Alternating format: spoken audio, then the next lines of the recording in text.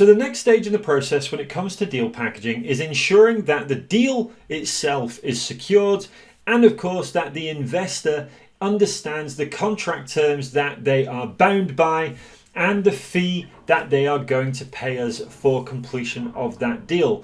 Now, we'll address them both in their own right. So the first one we're going to cover is property owners. Now, depending on the deal strategy that you have chosen to focus on, your paperwork will be determined by the nuances of each strategy. But some of the paperwork that you're going to encounter are things such as heads of terms, short option contracts, NDAs, non-disclosure agreements, and also things such as management contracts. All of these will be determined by the strategy that you have chosen to focus on.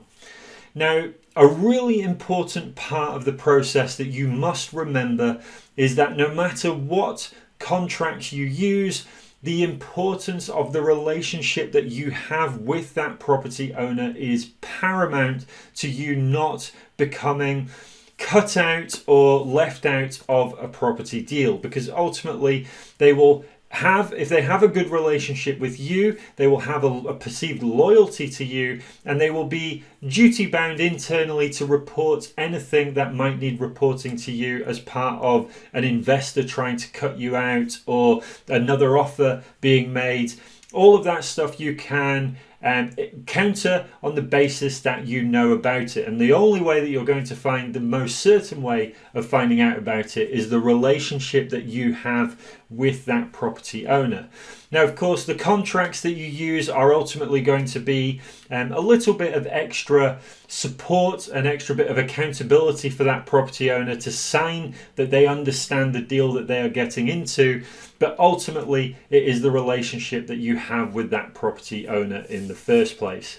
Now, the flip side of that, of course, is equally as important with the investors, the relationship that you have with your investors, hence why we really push the VIP sourcing, the source to order process, is going to have a massive impact on whether you're cut out of deals, whether those investors act unethically. The reality is if you're choosing the right people to work with, then that is never going to happen. But what they do need to understand is that there are things that they must abide by when it comes to the agreement between you and them. It's a management of expectation, what you're going to do for them, and in return what you expect from them as well. So sourcing contracts are certainly something that we recommend when working with investors. And in addition to the sourcing contract, which actually just covers the activity that you'll be doing, the expectations from them, you would also have a fee agreement, and that fee agreement would be deal specific, because of course when it comes to your fees, they're going to vary depending on the deals that you find, and that fee agreement would be deal specific so that there is never any question over the deal that you the fee that you are going to charge for that particular deal. So what's really important, to just give you a summary again of the paperwork and the contract. If you are going to go down the creative strategies such as lease options, for example, we would always recommend getting a solicitor to represent each party. So you'd have a solicitor for the investor, a solicitor for the property owner.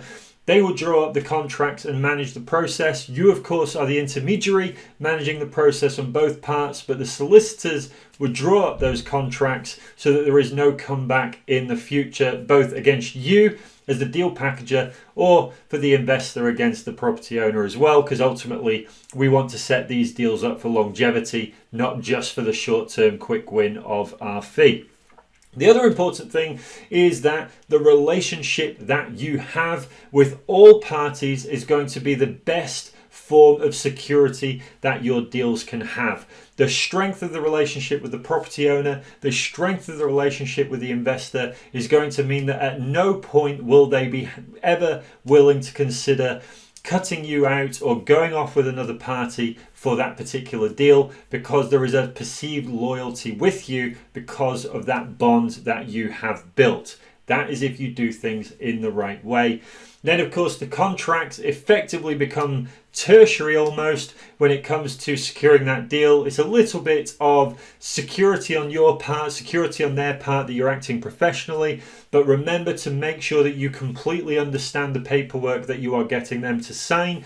Make sure that you can explain in layman's terms all the clauses that are within those contracts, because ultimately if you get asked to clarify what those are by the property owner, then that knowledge, that expertise is going to come through in your description. Flip that round, if you are unable to put those terms into layman's terms, that is going to immediately impact the trust that they have with you, which could ultimately lead to challenges in the future.